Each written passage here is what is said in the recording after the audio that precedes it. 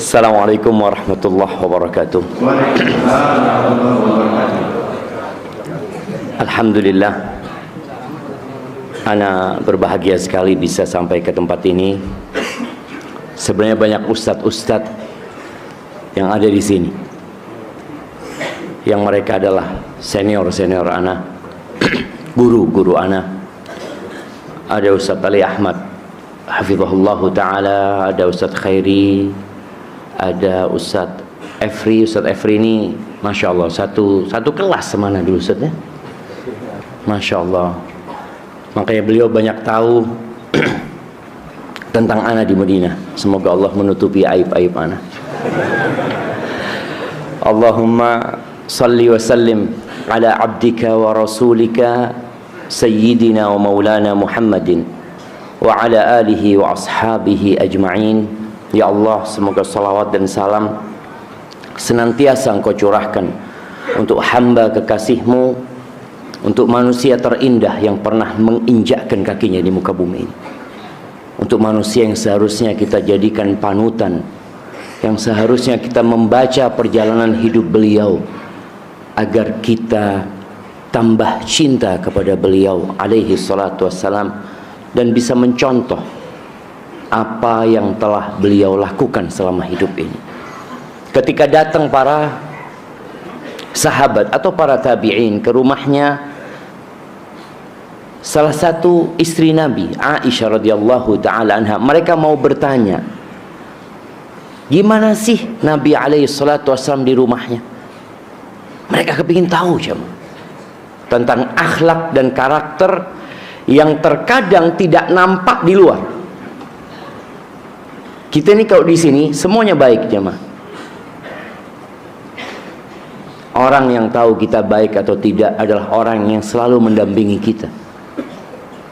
Jadi kalau kepingin tahu antum baik atau tidak, kirim orang untuk tanya tentang antum kepada istri antum. Coba tanyakan ana, gimana menurut istri anak. Kalau istri antum mengatakan baik, insya Allah antum baik. Tapi banyak di antara kita yang hanya baik di luar.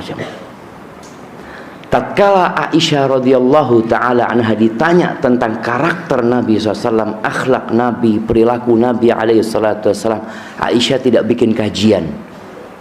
Soalnya kalau bikin kajian mungkin bisa berhari-hari. Aisyah hanya mengatakan radhiyallahu ta'ala anha, kana khuluquhu al-Quran. Perilaku Nabi itu Quran. Das. Di mana ada perintah, beliau adalah orang yang pertama mengamalkan. Di mana ada larangan, beliau adalah orang yang pertama meninggalkan. Di mana ada anjuran, beliau orang yang semangat untuk menjalankannya. Itulah akhlak Nabi SAW yang banyak di antara kita sampai hari ini yang taunya cuma poligami, sunnah poligami. Baca tuh Quran jamaah. Semoga salawat itu bersambung untuk keluarga beliau, untuk istri-istri beliau, untuk putra-putri beliau, dan untuk seluruh sahabat Nabi. Semoga Allah meridhai kita bersama mereka. Amma ba'd. Apa tema kita hari ini? Antum nggak tahan? Hah? Masya Allah, Masya Allah. Udah nikah belum? Masya Allah. Iya. Makanya kenapa dia di soft pertama aja? Makanya udah nggak tahan. Kenapa kita ada jemaah? Dulu kita nggak ada. Nama kita juga dulu nggak dikenal. Ada sebuah surat yang sering dibaca oleh Nabi alaihi salatu wassalam ketika hari Jumat di waktu subuh. Ada dua surat. Siapa yang tahu? Nggak angkat ya, itu yang angkat tangan. Nah, antum.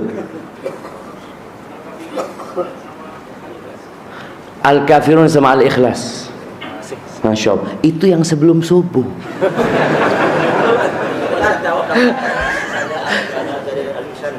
As-Sajdah sama Al-Insan. Masya Allah. Fadal. Nah, mudah-mudahan antum berangkat umrah, kasih buku umrohnya dulu. Itu manasik umroh ya. Nah, jamaah rahimakumullah, surat As-Sajdah sama Al-Insan. Coba antum baca hari Jumat, selain antum baca surat Kahfi, baca itu. Kalau antum memang nggak membaca itu, ya baca Quran dan baca sama artinya.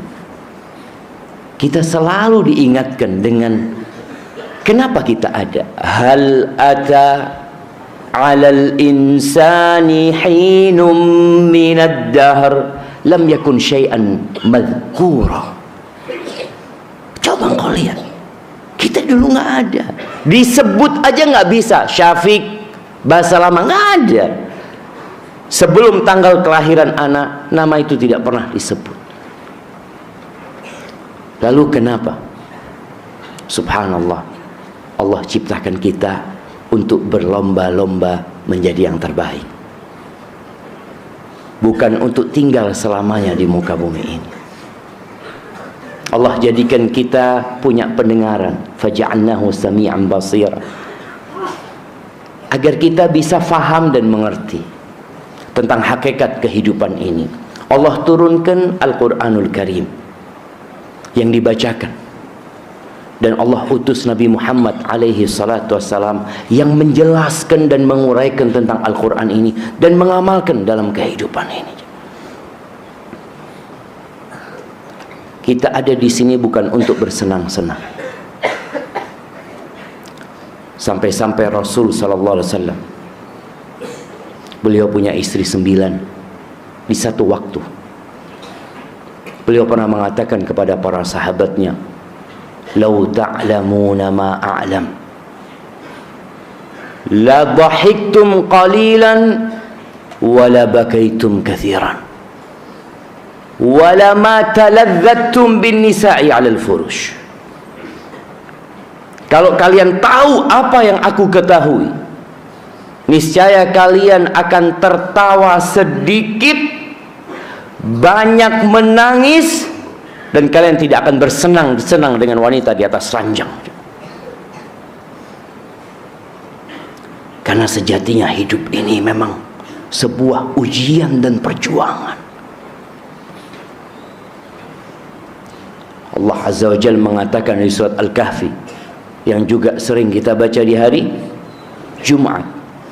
Allah mengatakan, "Inna ja'alna ma 'alal ardi zinatan laha linabluwahum ayyuhum ahsanu amala wa inna laja'iluna ma 'alaiha sa'idan juruza."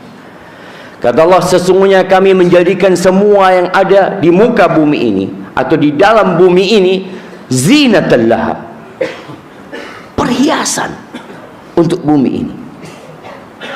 Apa tujuannya?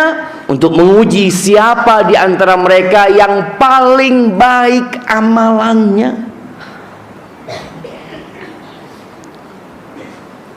Bukan yang paling banyak hartanya, bukan yang paling banyak bininya, bukan yang paling bagus mobilnya, enggak jemaah. Itu dibaca terus agar kita ingat, kita ini hamba Allah Azza wa Jalla.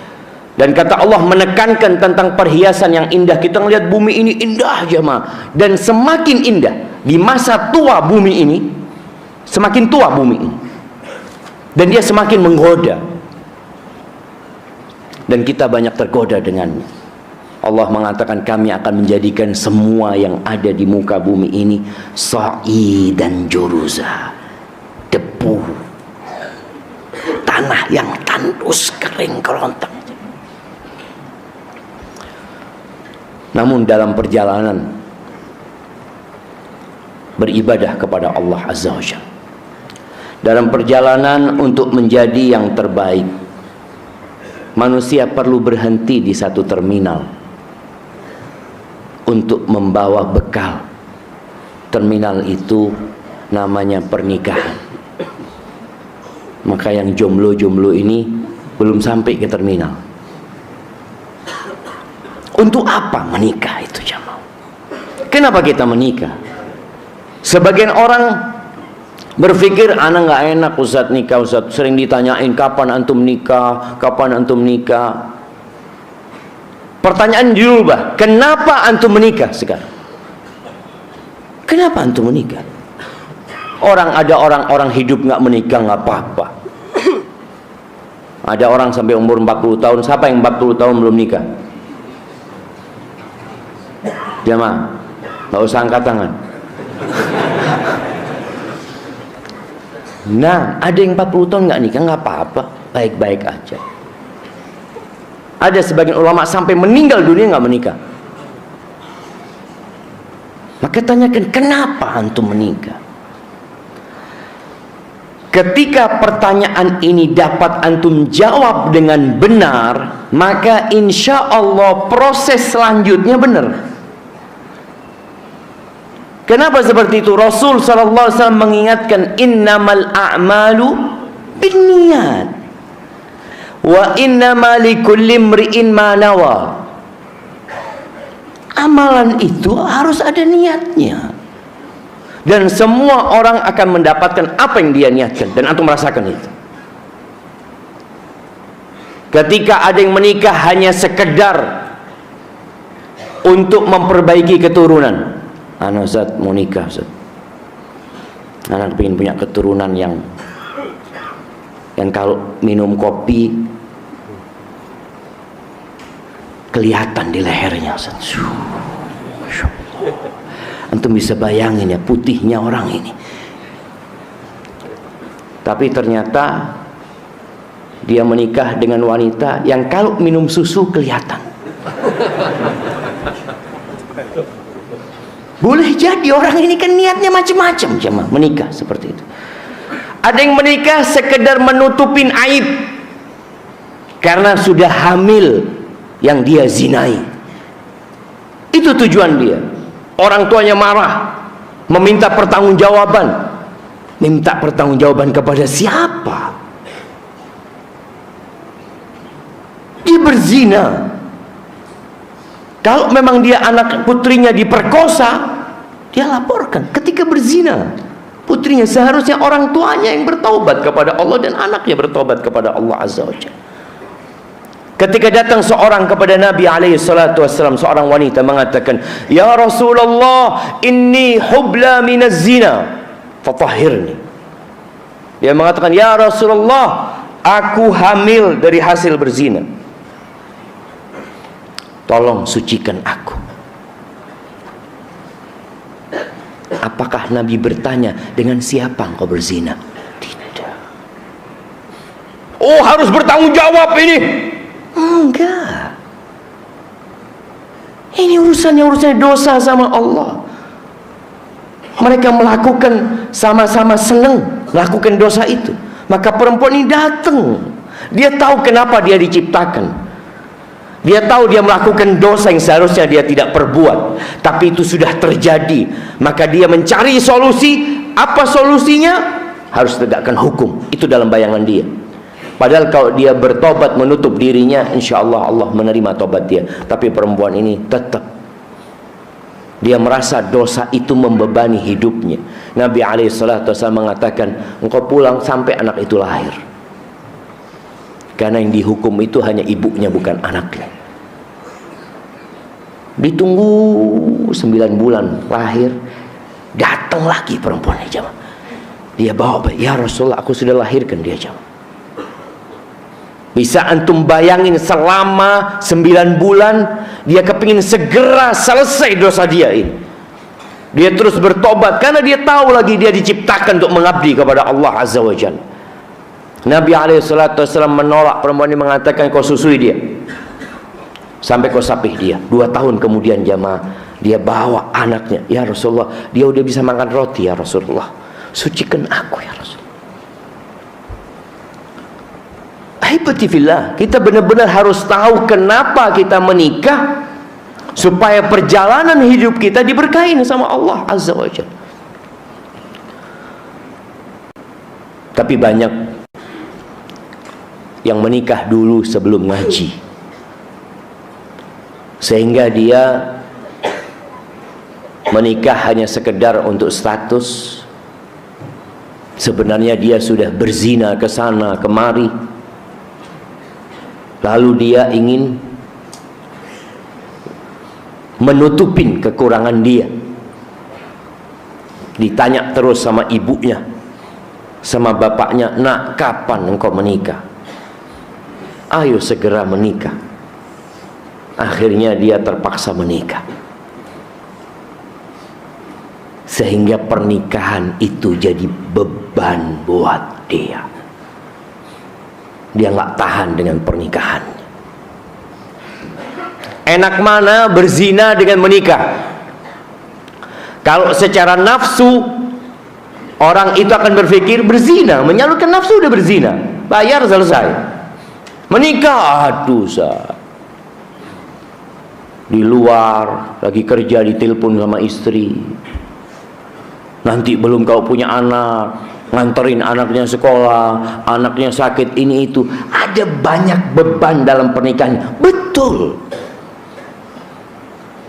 karena memang kita hidup untuk mengabdi kepada Allah, untuk melewati jalan terjal menuju ke surga Allah Azza wa Jal. Yang kata Nabi alaihi salatu wassalam, huffatil jannah bil makarih. Surga itu dikelilingi dengan perkara-perkara yang dibenci oleh jiwa manusia. Berat kita melakukannya, ini dan itu. Di sini kalau mau nikah, berapa harus siapin duit? Nah, ini yang jomblo antum. Antum umur berapa? 28. Oh, belum waktunya masih. Nah, mau 38. Nah, berapa harus antum persiapkan untuk menikah? Minimal 25 atau 30. Bisa ditawar nggak? Bisa, masih bisa ditawar jamaah.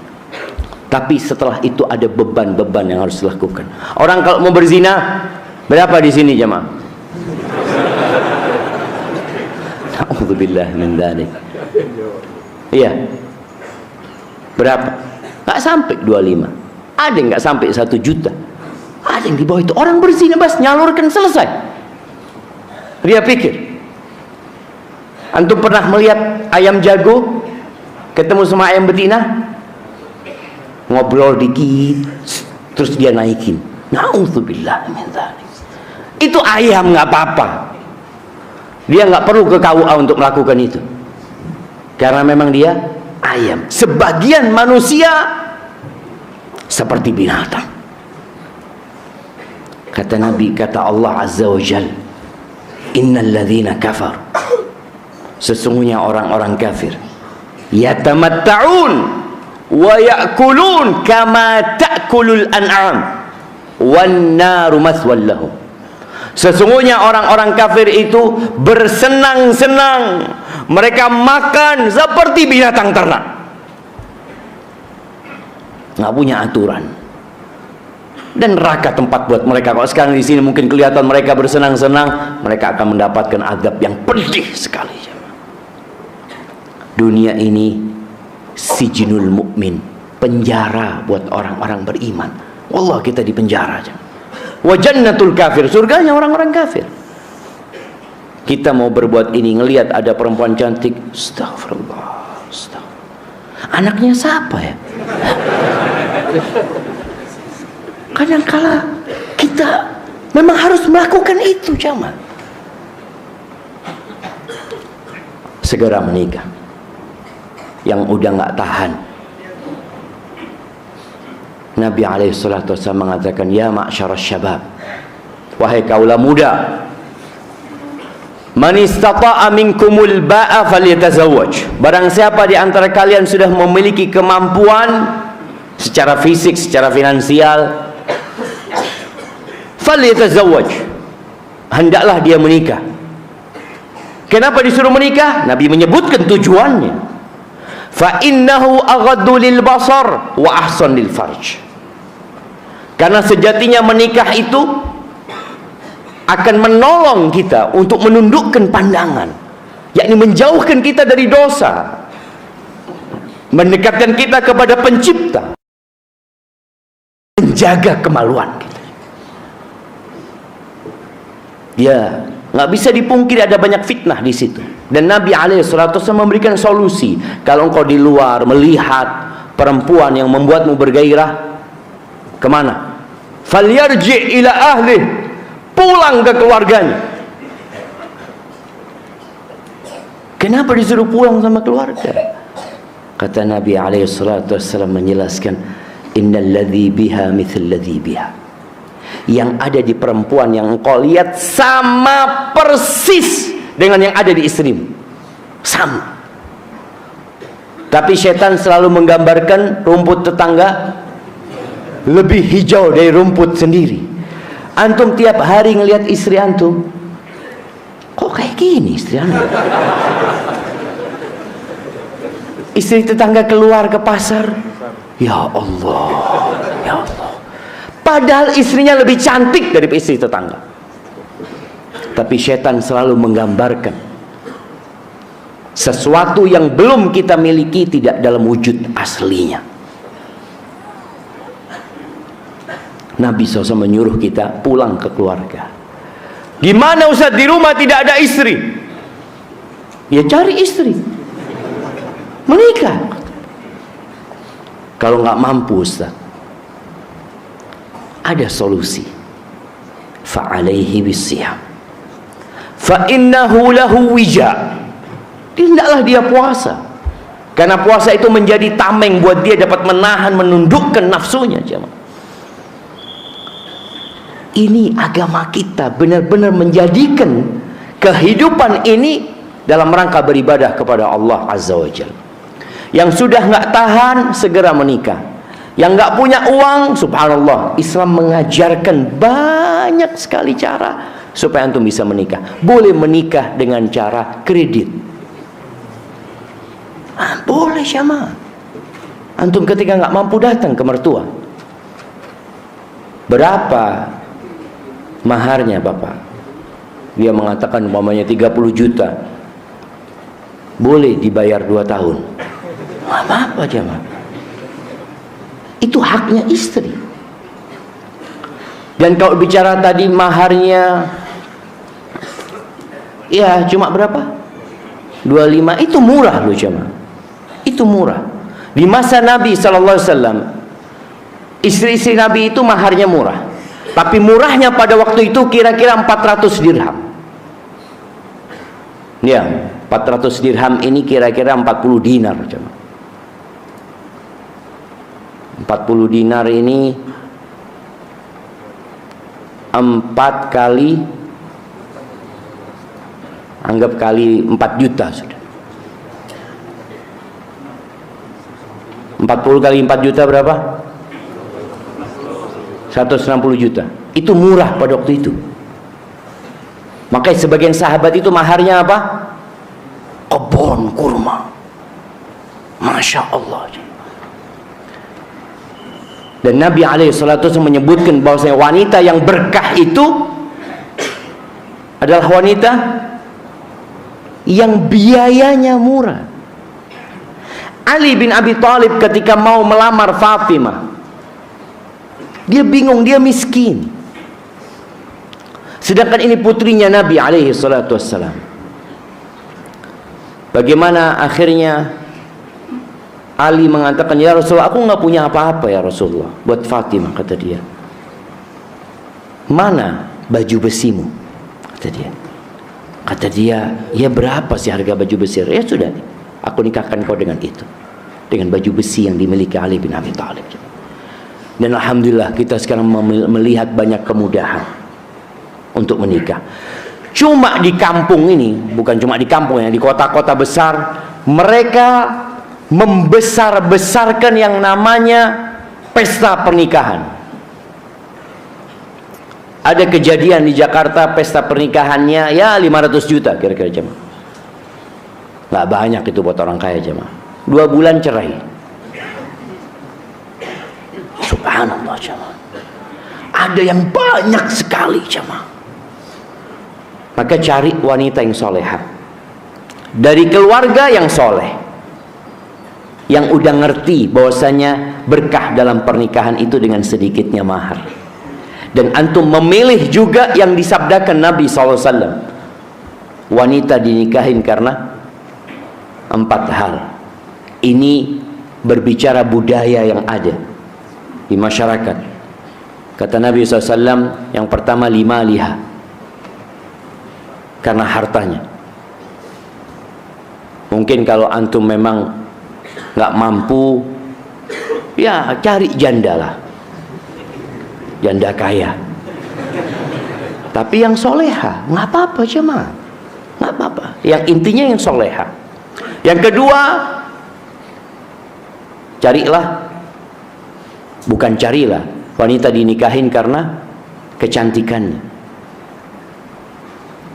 Yang ketiga, karena bangsawan, karena orang yang terhormat, ya, orang yang terpandang. Yang keempat, karena agamanya. Kalau benar tujuan antum beribadah kepada Allah Azza wa Jalla, menjalankan sunnah Nabi alaihi salatu wasalam, nih aturan atau arahan dari Nabi SAW, jalankan. Fadhfar bidzatid din taribat yadak. Beruntunglah engkau, carilah perempuan yang agamanya baik, yang akhlaknya mulia, selamat hidupmu jamaah. Maka Nabi SAW ketika menyebutkan 3 harta yang paling mulia, beliau alaihi salatu wasallam mengatakan lisanun dzakir, lisan yang pandai berzikir, wa qalbun syakir, jantung yang suka bersyukur kepada Allah, wa zaujatun mu'minatun, dan istri yang beriman, tu'inuhu ala imani, yang membantu suaminya apa? Cari duit, bikin rumah, yang membantu suaminya dalam menegakkan keimanan dia. Di riwayat lain dikatakan tu'inuhu ala amril akhirah, yang membantu dia dalam urusan akhiratnya. Urusan akhirat. Dunia ini bentar lagi akan kita tinggalkan bersama-sama. Maka tolong kalau niat antum memang beribadah, sesuai dengan ketentuan yang disebutkan Nabi sallallahu alaihi wasallam. Bagi yang perempuan, kadangkala perempuan ini menunggu, tapi boleh jadi dia juga mencari. Lewat siapa? Lewat orang tuanya, lewat orang-orang yang dia kenal, lewat saudaranya. Pernah Ummu Habibah. Siapa Ummu Habibah jemaah? Nah, istri Nabi. Anaknya siapa Ummu Habibah?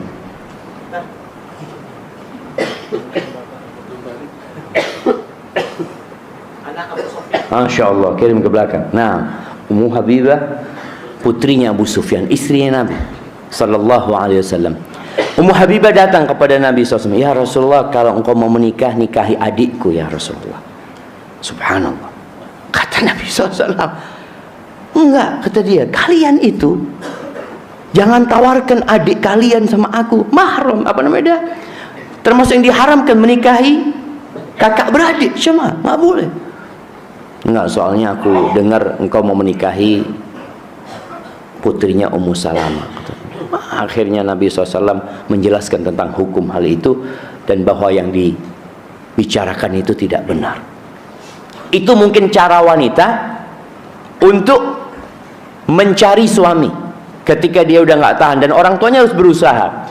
Ketika Hafsah radhiyallahu taala anha diceraikan oleh suaminya atau berpisah sama suaminya, Umar bin Khattab radhiyallahu taala anhu menawarkan putrinya kepada Utsman, menawarkan putrinya kepada Abu Bakar Siddiq radhiyallahu taala, kepada kawannya, jemaah, kawannya ditawarin. Mereka semua menolak. Akhirnya Umar ya agak kecewa mungkin. Ternyata yang melamar Hafsah siapa? Rasulullah SAW. Maka kemudian Abu Bakar minta maaf sama Umar. Aku soalnya mendengar Nabi SAW sudah menyebut nama Hafsah gitu. Cuma aku nggak mau membocorkan rahasia Rasulullah SAW. Itu perempuan. Jadi para orang tua pun harus berusaha jemaah, mencarikan pasangan buat putrinya. Ahibati fillah. Udah maka bagi yang tidak tahan, belum punya pasangan hidup, segera menikah. Kesulitan-kesulitan itu dengan niat baik, insya Allah Allah mudahkan. Kalau niatnya benar, ana niatnya untuk menjaga kehormatan diri, Allah cukupi engkau. Di antara 3 yang ditanggung sama Allah Azza wa Jal, salah satunya wanakihu lil afaf, dan orang yang menikah dalam rangka menjaga kehormatan dirinya. Bukan dia orang nggak benar kemudian berapa banyak orang, aduh daripada anak dosa terus kayak gini, ahsan nikah sudah. Bukan kayak gitu, tapi benar-benar untuk menghindari dosa, antum telah bertobat kepada Allah Azza wa Jal, antum menikah. Bagaimana dengan yang sudah berumah tangga tapi nggak tahan dengan pasangan hidupnya? Kuping ana ini panas ya mah kalau sudah ada yang telepon cerita tentang suaminya. Ah, Ustaz, ana punya suami kayak gini, kayak gitu, macam-macam ya mah. Sampai ana ngomong sama perempuan ini, terakhir sudah dia. Supaya nggak panjang-panjang curhatnya, ana tanya, "Ibu, emangnya nggak ada kebaikan di diri suami ibu?" "Ya ada Pak Ustadz," katanya. "Kok dari tadi yang diomongkan kejelekannya saja?" Bagi yang tidak tahan dengan pasangan hidupnya, kita perlu belajar bagaimana menjalani hidup bersama. Belajar lagi, baca bagaimana Rasul Sallallahu Alaihi Wasallam. Jangan mudah-mudah meminta cerai kepada suaminya, dan bagi suami jangan mudah-mudah menceraikan istrinya. Rasulullah Sallallahu Alaihi Wasallam menyuruh kita melihat kepada kelebihan pasangan hidup kita. Beliau mengatakan alaihi salatu wasallam, la yafraq mu'minun mu'minah. Nggak boleh suami yang beriman itu benci sama istrinya yang beriman. In kariha minha khuluqan radiya minha akhar.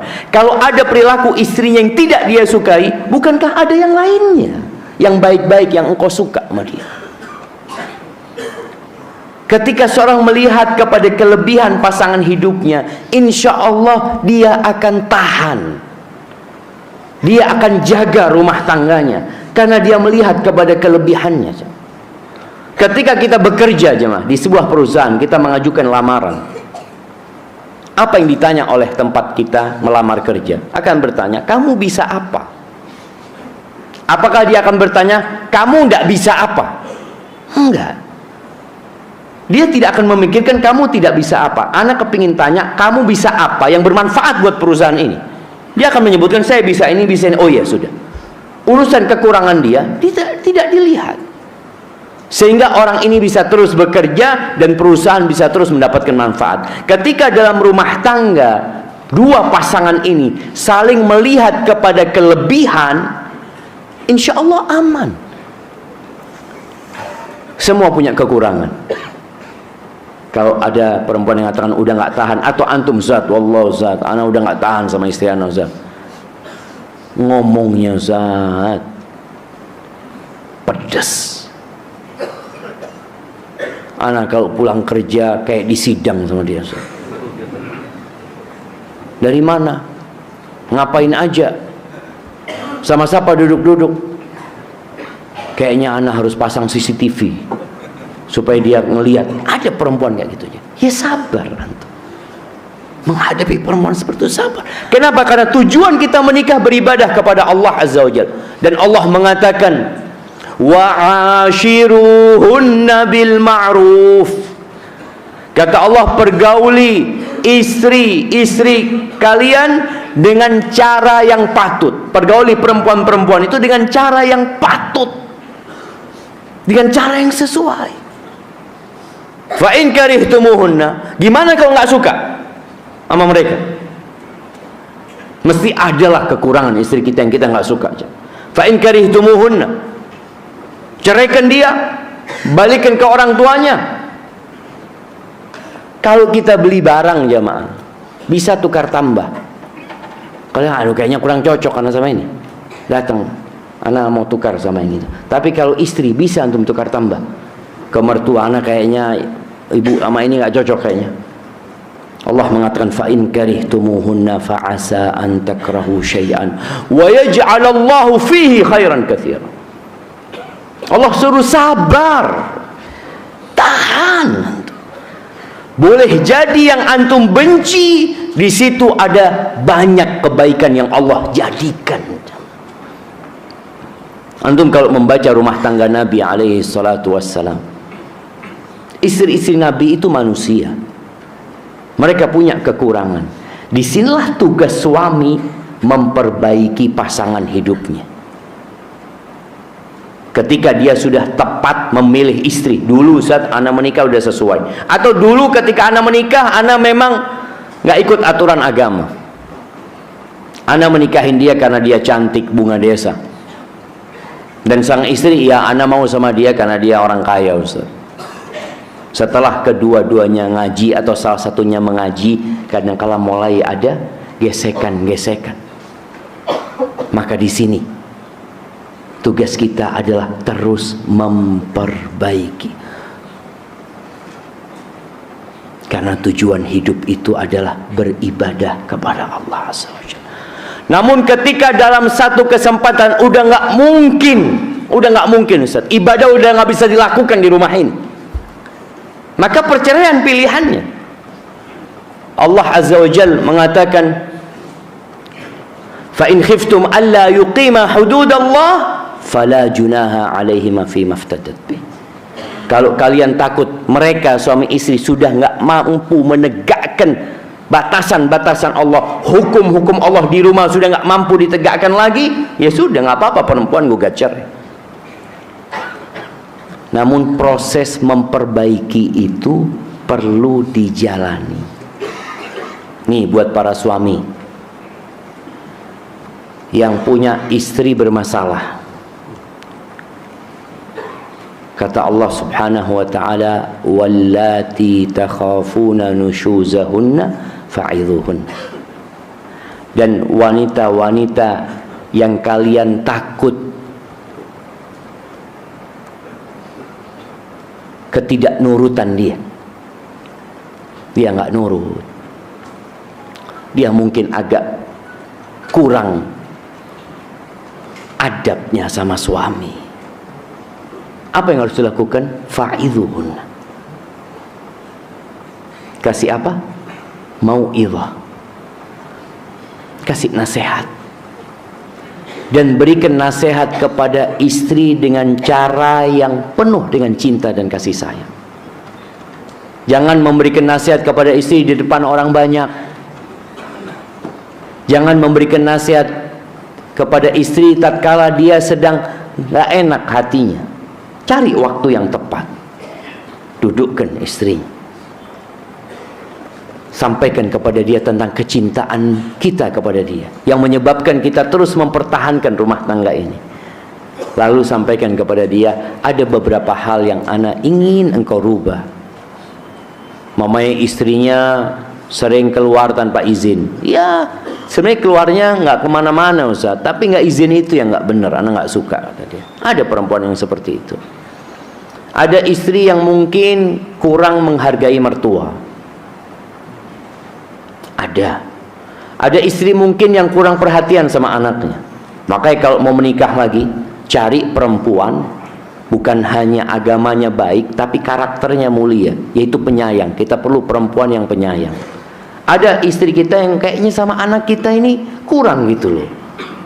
Dia lebih suka bekerja, dia lebih suka cari duit, dia lebih suka nongkrong sama temen-temennya, dia kajian datang, anaknya tapi nggak diurusin. Fa'idhuhun, dudukkan dia, kasih nasihat.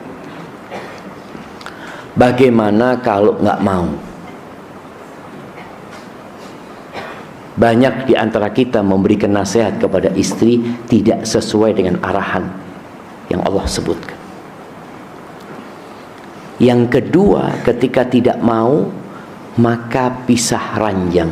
Wahjuruhunna fil madaji. Pisah ranjang. Udah, nggak usah digaulin istri. Soalnya kalau antum kasih nasihat istri, kasih ujangan sama istri terus, tapi malam harinya antum kumpulin lagi, ya anak nggak tahan Ustaz, istrinya cuma satu, coba istri dua, kan enak sini. Udahlah, nggak usah dikumpulin, kita ke sana gitu. Rasulullah SAW itu punya istri 9, dan pernah beliau pisah ranjang sama semua istri. Maka kalau antum bicara nggak tahan, antum harus tahan. Dalam rangka apa? Memperbaiki.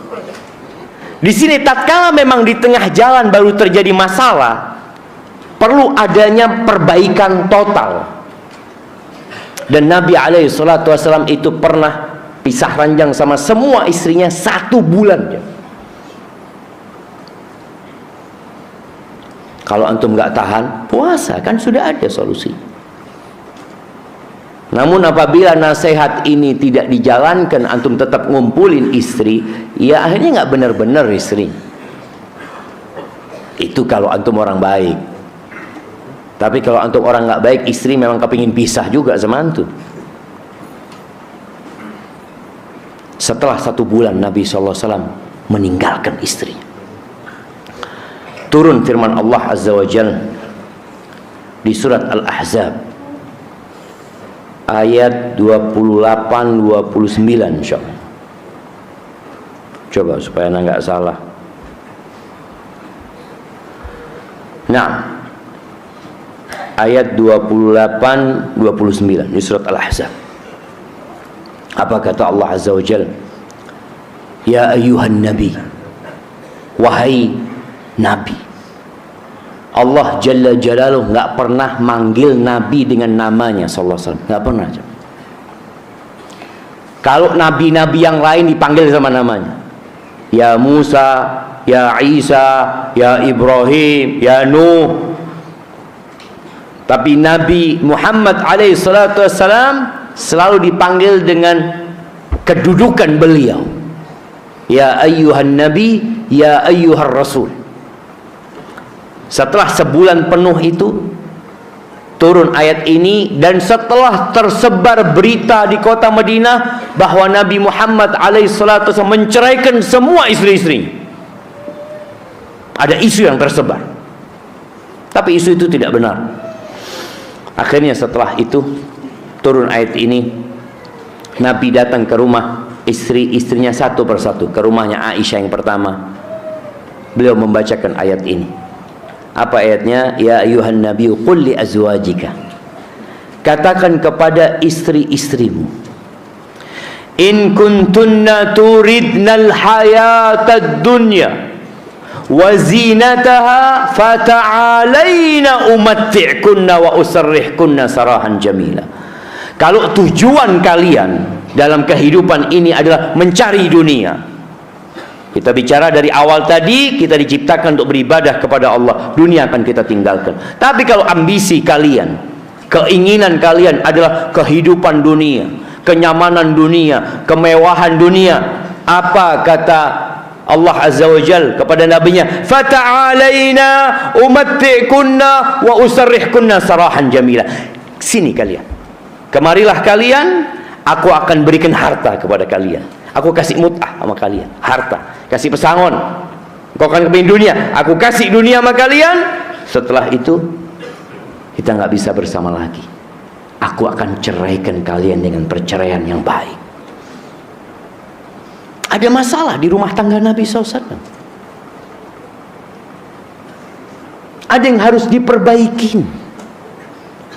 Ada beberapa riwayat yang menyebutkan kenapa Nabi alaihissalatu wassalam berpisah ranjang sama semua istri. Mereka, kalau dari ayat ini, mereka ingin dunia, mereka ingin tambahan nafkah. Ada juga yang menyebutkan tentang keributan mereka, tentang kecemburuan mereka yang merepotkan Nabi SAW. Maka dikasih pilihan, kalau kalian ingin kehidupan dunia, ya udah, kalian ingin kemewahan, ingin harta, udah aku kasih, kata Nabi. Tapi setelah itu nggak bisa bersama. Karena apa? Karena beda tujuan. Gimana antum naik mobil berdua sama perempuan, sama istri antum, antum mau ke Medan, dia mau ke Jakarta. Kira-kira di jalan ribut terus nggak? Bang, ayo kita mau ke Jakarta, si perempuan mau ke Jakarta, antum mau ke Medan, ribut terus, nggak nyaman hidup ini. Maka tujuan hidup harus disamakan, visi dan misi harus didudukkan, dibicarakan, demi untuk kehidupan yang penuh dengan sakinah, mawaddah dan rahmah. Dikasih pilihan. Wa in kuntunna turidna Allah wa rasulahu wad daral akhirah fa innallaha a'adda lil muhsinati minkunna ajran 'azima. Apabila tujuan kalian adalah Allah, keinginan kalian adalah Allah. Kalau bicara Allah, jamaah, Allah ini Rabbul Alamin, jamaah. Allah Jalla Jalal, pemilik alam semesta, yang surganya seluas langit dan bumi ini, yang nilai dunia ini di sisi Allah Azza wa Jalla, nilai dunia semuanya itu tidak lebih dari satu sayap nyamuk. Tapi kalau tujuan kalian adalah Allah, yang diinginkan kalian adalah Allah, Rasulnya, dan kehidupan akhirat, maka Allah menyediakan pahala yang besar, yang baik buat yang berbuat baik di antara kalian. Jadi kalau nggak tahan sama istrinya, kasih nasihat, kemudian pisah ranjang. Memang di ayat itu disebutkan wadribuhunna, boleh dipukul istri-istri kalau memang memukul itu dapat memperbaiki dia. Memukul yang tidak melukai dan tidak mematahkan tulang, sekedar untuk mengingatkan dia.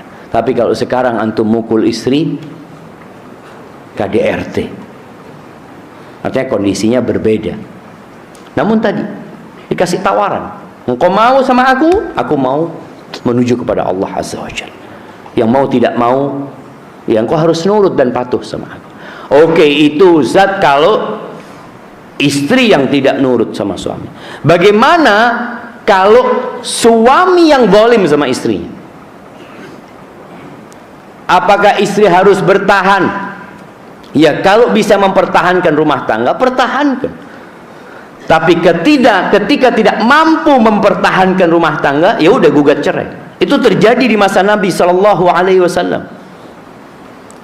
Bagaimana istrinya Thabit ibn Syammas, istrinya Thabit ini, Nabi SAW habis subuh atau mau berangkat ke masjid ketika subuh, tahu-tahu istrinya Thabit ini ada di depan pintu rumah Nabi SAW. Dia mengatakan, ya Rasulullah, la ana wala Thabit, udah nggak bisa kita bareng sudah. Aku sama Thabit sudah nggak mampu ya Rasulullah, udah nggak tahan ya Rasulullah. Apa penyebab dia nggak tahan sama Thabit? Ada banyak sebab yang disebut oleh para ulama. Di antaranya yang disebutkan itu, Thabit ini jelek, jamaah. Sedangkan dia itu cantik. Jadi kalau ada rombongan Thabit sama kawan-kawannya, Thabit itu paling jelek. Ya Allah, Anda dapat suami kayak gini gitu ya. Padahal sebenarnya kalau dia mau bersabar ya, ngelihat suaminya tiap hari, biasa akhirnya. Memang punya suami yang jelek. Tapi ada riwayat yang menyebutkan Thabit ini juga kadangkala mukul. Kan ada suami yang ringan tangan, ada ringan tangan. Akhirnya ketika dia mengatakan itu, ya Rasulullah, udah aku nggak mungkin hidup sama Thabit. Setelah dia berusaha bertahan, Rasul Shallallahu Alaihi Wasallam kemudian memanggil Thabit dan bertanya kepada perempuan ini, apakah engkau akan kembalikan maharnya? Apa maharnya? Kebun kurma.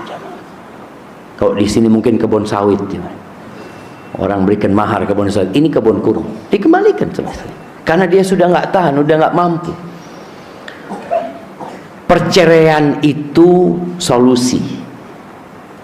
Ketika tidak bertahan, asalkan perceraiannya sesuai dengan sunnah. Kenapa kita bicara sesuai dengan sunnah? Agar tatkala terjadi perceraian, yang terpisahkan itu hanya hubungan suami istri, hubungan rahim, hubungan kekerabatan, itu tidak pernah terpisahkan, jamaah. Ada sebagian kita menikah dengan sepupunya, kemudian dia lihat udah nggak mungkin dilanjutkan, kemudian mereka bercerai. Ternyata yang terputus bukan hanya hubungan pernikahan, tapi hubungan kekerabatan. Ini ponakan sudah nggak mau sama pamannya, sang paman juga marah sama ponakannya, marah sama saudaranya. Akhirnya terputuskan silaturahim. Kadangkala kalau punya anak, anaknya ikut ibunya, sang bapak nggak ngasih nafkah sama anaknya. Karena kan ikut sama ibunya, ya sudah biar tanggung jawab ibunya. Subhanallah. Padahal ketahuilah para suami, ketika terjadi perceraian, anak itu tetap anak antum. Apakah ketika ikut ibunya, nasabnya ikut ibunya? Ya mah, nasabnya ikut antum. Tidak ada kewajiban yang berubah yang harus dilakukan bapak kepada anak-anaknya. Karena sampai kapanpun tidak ada istilah mantan anak. Oh ini dulu anak-anak dulu, sekarang sudah bukan anak-anak. Nggak ada. Itu tetap anak. Dan biasanya ketika dia ikut ibunya, ibunya benci sama bapak. Maka dia berusaha untuk menanamkan vaksin kebencian kepada anaknya. Bapakmu itu zalim nak, bapakmu itu kasar, bapak itu ngomongnya nggak enak. Kenapa ibu berpisah? Na'udzubillah, sudah ibu nggak mau cerita tentang bapak, padahal barusan cerita udah dia. Maka jangan ya. Terus harus ngomong apa Ustaz ketika memang suami ana seperti itu? Kembali kepada tujuan pernikahan, tujuan hidup beribadah kepada Allah Azza wa Jalla. Nabi alaihi salatu wassalam mengatakan, man satara musliman satarahullah. Barang siapa yang menutupi aib saudaranya, maka Allah akan menutupi aibnya. Gimana ini aib bapak anak-anaknya? Seorang laki-laki yang pernah berbuat baik kepada dia sehingga dia punya anak, maka sampaikan kepada anak ketika memang harus berpisah, ya anak, kayaknya memang jodohnya ibu sama bapak sampai situ, kan semua sudah ditakdirkan. Nah, bismillah, engkau harus berbakti sama bapakmu. Bapakmu itu, ya, siapa yang tidak punya kekurangan? Semua punya kekurangan, tapi kita tetap melihat kepada kelebihan. Di situ orang tua yang bijak. Suami juga harus bijak. Ketika dia menceraikan istrinya karena memang sudah nggak tahan lagi, maka kalau ditanya orang, kenapa antum ceraikan istri antum? Ini ada kejadian jemaah.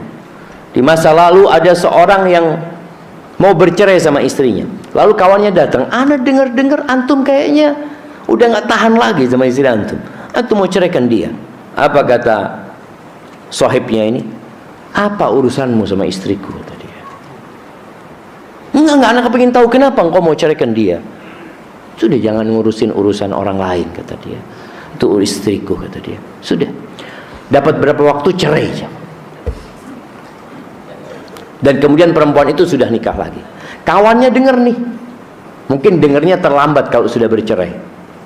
Kan memang nggak ada undangan perceraian. Siapa yang pernah diundang perceraian? Alhamdulillah, insya Allah besok malam anak mau bercerai ya, jamaah masjid anak undang. Nggak ada.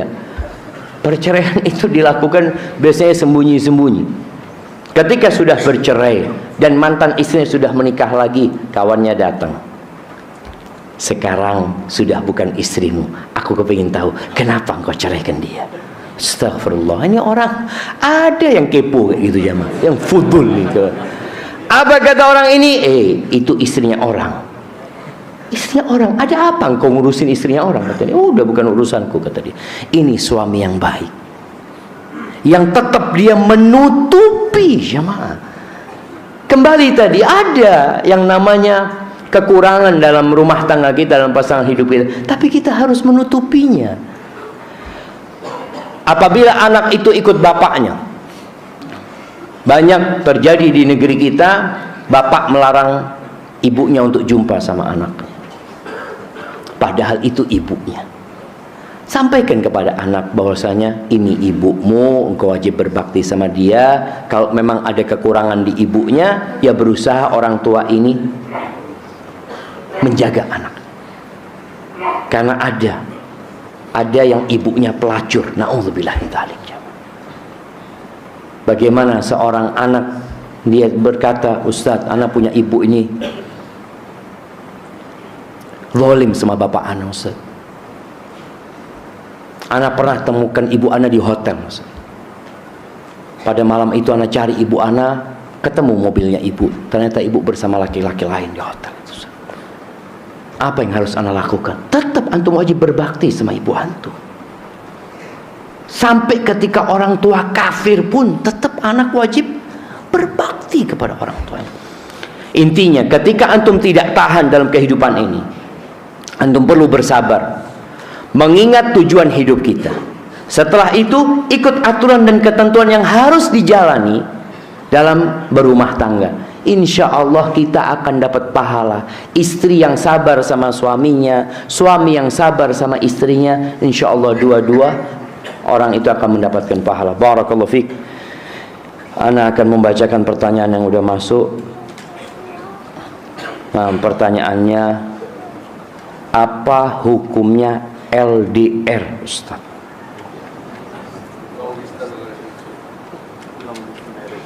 Long distance marriage. Apa? Ini nikah jarak jauh. Sudah nikah tapi dia pisah. Nah, bukan karena pisah ranjang disebabkan masalah, tapi karena pekerjaan, kebanyakan seperti itu. Ada yang istrinya di Pekanbaru, suaminya di Jakarta umpamanya. Apakah anda harus bersabar atau resign dari pekerjaan? Barakallahu fikum. Ini yang tanya akhwat apa ikhwan? Kalau dia seorang akhwat, seharusnya dia ikut suaminya. Hanya saja masalahnya, orang tua perempuan ini melarang anaknya untuk resign. Loh, enak banget bapak yang nyekolahkan engkau, bapak yang capek, sekarang engkau mau nurut sama suamimu. Ketahuilah para orang tua, ketika anak punya anak perempuan dan anak menikahkan anak perempuan itu, maka surga dan neraka anak perempuan itu adalah suaminya. Dia wajib taat kepada suaminya selama tidak dalam kemaksiatan. Kita nggak boleh intervensi dalam rumah tangga mereka. Kalau memberi nasihat silahkan. Ini kalau yang bertanya ini adalah akhwat umpamanya, dia silahkan resign, kecuali ketika sebelum pernikahan ada syarat yang ditetapkan oleh pihak perempuan. Boleh mamanya perempuan itu mengatakan, aku mau menikah dengan engkau asalkan kau tidak keluarkan aku dari Pekanbaru. Suami mengatakan iya, maka suami harus penuhi syarat ini. Nggak boleh dia menuntut suaminya untuk ikut dia, lalu dia mengancam suaminya dengan bercerai, mengancam istrinya dengan akan diceraikan kalau nggak nurut sama dia, karena sang suami menerima syarat tersebut. Kalau dari awal sang suami ini memang nggak mau, oh enggak, aku mau istri yang ikut sama aku, ya sudah, berarti mungkin ada wanita lain. Aku nggak bisa, karena aku mau tetap di Pekanbaru, aku mau berbakti sama orang tua. Ini persyaratan dalam pernikahan itu wajib dipenuhi. Tapi kalau nggak ada persyaratan, istri harus ikut suami. Gimana dengan orang tua yang marah? Ya, nggak salah istri ikut suami, yang salah orang tua yang intervensi. Mungkin perlu komunikasi yang baik. Tapi kalau ini pertanyaan dari ikhwan, maka seharusnya ayana nggak tahu kenapa dia LDR. Apakah dia nggak bisa bawa istrinya? Kalau dia bisa bawa istrinya, bawa istrinya. Tapi kalau nggak mungkin bawa istrinya karena satu dan lain hal, maka dia resign. Bismillah, itu mungkin bisa jadi pilihan. Dia kumpul sama istrinya. Barakallahu fikum. Menurut syariat, mahar itu sebenarnya untuk siapa? Apakah untuk istri atau orang tua atau keluarganya? Ya untuk perempuan itu, jemaah. Untuk istrinya mahar itu. Makanya kalau dilihat mahar itu berapa banyak sih jemaah di sini yang disebutkan dalam pernikahan? Berapa? Ada yang 25 juta disebutkan dalam pernikahan. Kadang-kadang yang disebutkan cuma 100 ribu, 200 ribu. Seperangkat alat sholat, seperti itu. Mahar itu haknya istri. Dan seserahan itu sebenarnya dimasukkan ke dalam mahar. Tapi ada seserahan yang sejatinya untuk walimah. Yang dianjurkan mengadakan walimah ini pihak laki-laki apa pihak istri? Jemaah, laki-laki. Nabi SAW mengatakan kepada Abdurrahman bin Auf, awlim walau bisya, engkau walimah Abdurrahman walaupun dengan seekor kambing. Dan ketika Nabi SAW menikah, Nabi bikin walimah. Ketika Fatimah menikah dengan Ali bin Abi Thalib, Nabi menyuruh Ali untuk membuat walimah. Karena sebenarnya itu dari pihak laki-laki. Cuma kalau memang diadakan di tempat perempuan, nggak ada masalah. Tapi yang membiayai siapa? Yang laki.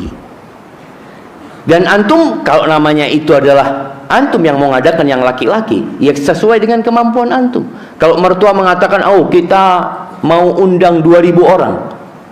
Oh, kalau mau undang 2000 orang ya kajian Ustaz Syafiq aja. Dapat duit dari mana 2000 orang kalau satu orang 100.000 jemaah? Kadang-kadang orang mau berbangga-banggaan dengan hal itu. Enggak, sudah.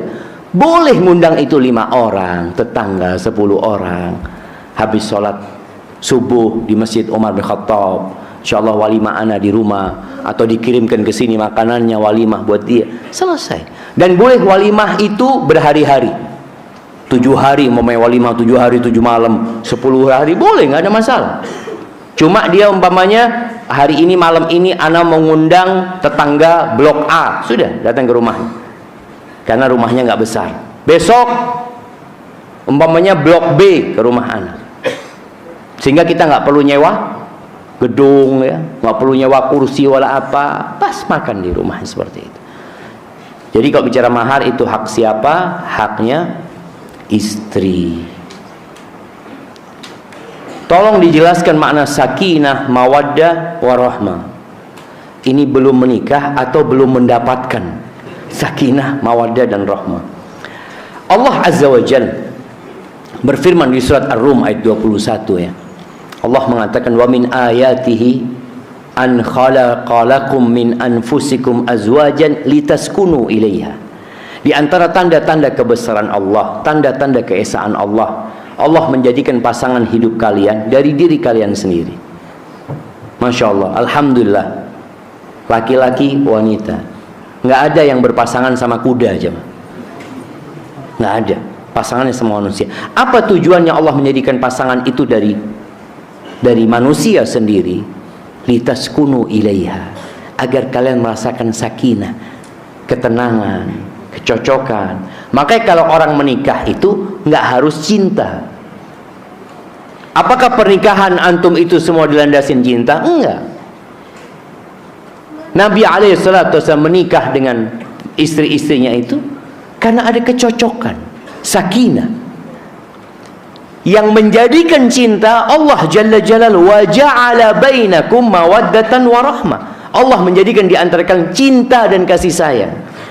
Namun apabila sebelum pernikahan memang sudah cinta, ya itu menjadi sesuatu yang indah, nggak apa-apa. Umpamanya ana dari awal sudah senang sama anak paman ana, Ustaz. Ana senang sama dia, ya sudah menikah. Jangan cuma berdasarkan kesenangan, tapi berdasarkan tadi ada kecocokan. Ana cocok sama dia dari sisi karakter dia, umpamanya dia berbakti sama orang tuanya, dia nurut sama orang tuanya, dia penyayang ini dan itu, ada kecocokan. Jadi sakinah itu artinya kedamaian, ketentraman ya. Sehingga seorang suami kalau pulang kerja itu jamaah, kemana dia pulang jamaah? Ke rumahnya. Di sini perempuan harus berusaha untuk menjadikan rumahnya itu rumah sakinah. Suami kalau keluar nggak kepingin, kalau masuk rumah nggak kepingin keluar. Makanya kalau suami masuk rumah, para perempuan, tolong engkau bersolek. Suami mau datang nih, dia tahu jam 5 suami anak datang. Dia pakai baju yang bagus, dia pakai sepatu. Bener jemaah, antum ini belikan sepatu yang bagus buat dia ya. Kemudian dia buka pintu rumah dengan kondisi Allahu Akbar, kata suami. Ini kerasukan jin di mana? Ini kadang-kala sebagian istri nggak pernah kayak gitu, tapi mulai hari ini lakukan jamaah, lakukan. Karena Nabi SAW ketika ditanya man khairun nisa, siapa wanita yang paling baik, allati idza nadarta ilaiha saratka, di antara kriterianya yang kalau dipandang menyenangkan hati. Maka para istri agar suami sakinah, damai, merasakan kedamaian di rumah itu, kalau datang sambut, bukakan pintunya, katakan ahlan wa sahlan, jangan tanya dari mana karena engkau sudah tahu. Ini kadangkala perempuan, dari mana bang? Kok telat ya? 5 menit telat ini. Allahu Akbar. Emangnya masuk kerja dia? Makin telat. Tanyakan mau apa. Makanya kenapa laki-laki itu senang masuk restoran dan warung? Warkop, waduh, karena kalau masuk sana ditanya apa? Mau apa? Apa ada warkop tanya dari mana bapak? Nggak ada yang ditanya mau apa, langsung dikasih menunya, datang pelayannya bawa apa? Bawa kertas. Mau pesan apa bapak? Silahkan, masya Allah. Coba istri lakukan itu. Ketika suaminya datang, dia dengan pakaiannya yang seksi ini itu, dia pegang buku menu, masya Allah. Bang, abang mau pesan apa? Tinggal pesan online kan bisa, cuma tenang lah. 10 menit nyampe, insya Allah seperti itu. Ini akan membuat ada sakinah di rumah, syama. Istri yang nurut, ya. Subhanallah. Kemudian waja'ala bainakum mawaddatan warahmah, dan Allah menjadikan di antara kalian cinta dan kasih sayang.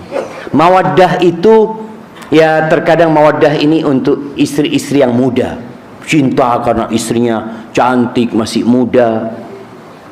Kalau yang sudah tua, kesian. Sebenarnya tidak seperti itu.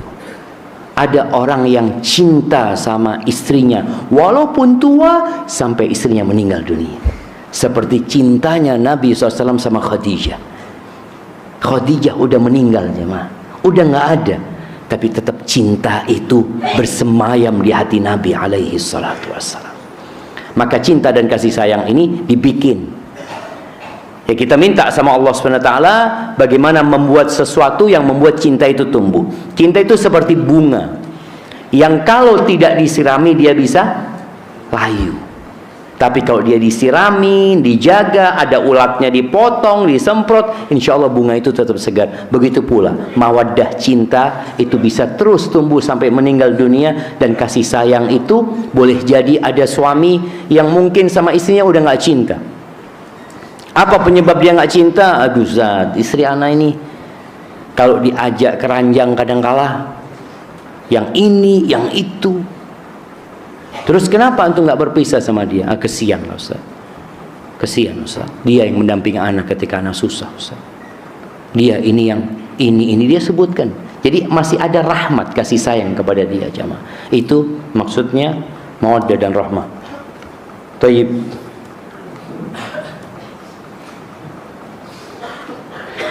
Ustaz, mohon diluruskan bagi kami yang datang ke kajian Ustaz karena ngefan dengan Ustaz, bukan karena Allah. Mohon nasihatnya.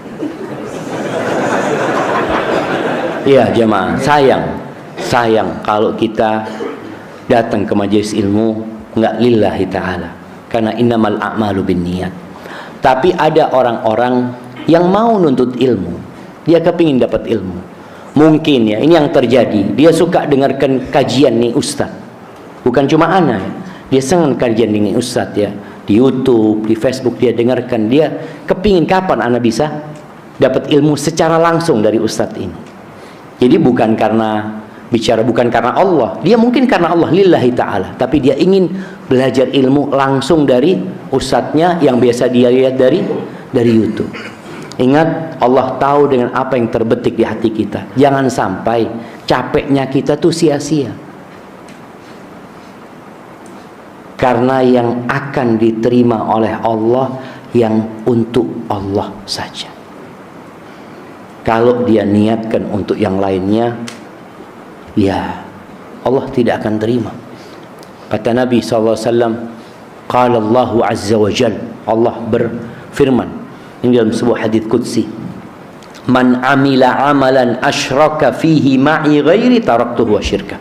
Barang siapa yang berbuat satu amalan yang dia sisipkan selain aku dalam amalan dia, maka aku tinggalkan dia dengan yang aku disisipkan dengannya, yang disekutukan dengannya. Maka tolong niatkan lillahi ta'ala. Orang nuntut ilmu itu dalam rangka mengangkat kebodohan dari dirinya.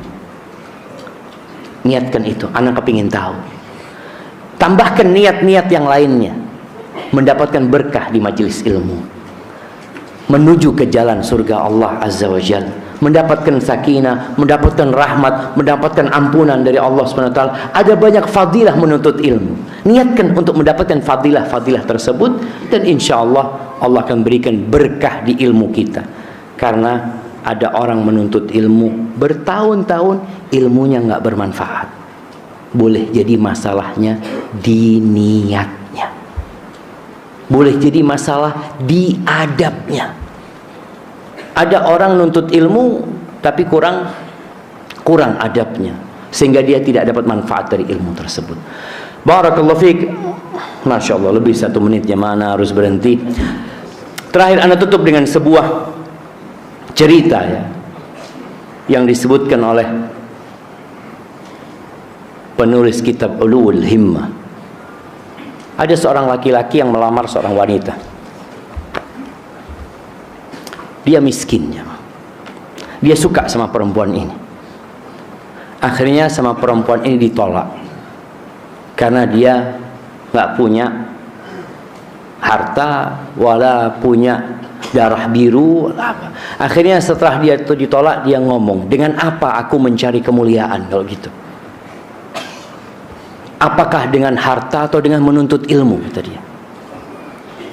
Akhirnya dia berpikir, kayaknya aku milih dengan menuntut ilmu. Akhirnya dia belajar ilmu agama, sehingga dia menjadi seorang yang alim jamaah, seorang yang dapat memberikan manfaat kepada orang lain. Akhirnya perempuan ini kirim orang untuk menyampaikan kepada ustadz ini, kepada laki-laki ini, bahwa dia mau sama dia sekarang. Apa kata laki-laki ini? Oh, kalau sekarang aku yang nggak mau sama engkau. Nah, karena dia ketika belajar, dia tahu cari istri itu harus yang soleha gitu loh. Dia cuma karena cantik melihat perempuan itu.